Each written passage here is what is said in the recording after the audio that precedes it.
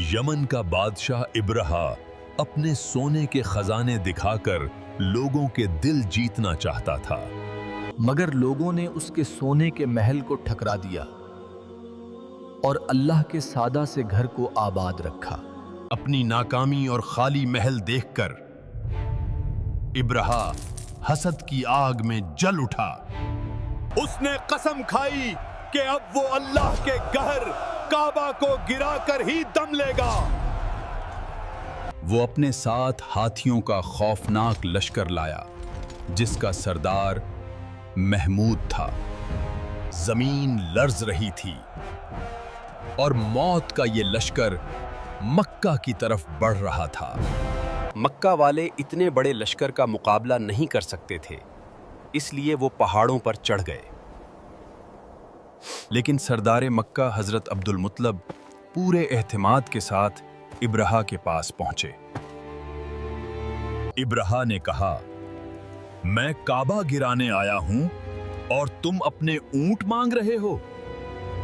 मैं ऊंटों का मालिक हूं, इस घर का भी एक रब है, वो खुद हिफाजत करेगा। फिर उन्होंने काबा का दरवाजा पकड़कर दुआ की, ऐ अल्लाह, अपने घर की हिफाजत फरमा। जब लश्कर आगे बढ़ा तो हाथी महमूद काबा के सामने अदब से बैठ गया। फौजियों ने उसे मारा, जख्मी किया, लेकिन वो 1 इंच आगे नहीं बढ़ा। अचानक समंदर की तरफ से काला बादल छा गया। वो नन्हे परिंदों का लश्कर अबाबील था। हर परिंदे के पास 3-3 छोटे पत्थर थे जो आग की तरह तप रहे थे। अल्लाह के हुक्म से आसमान से पत्थरों की बारिश शुरू हो गई।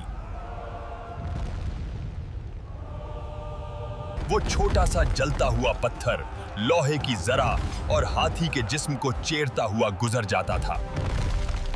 देखते ही देखते पूरा लश्कर खाए हुए भस्म की तरह मैदान में बिखर गया।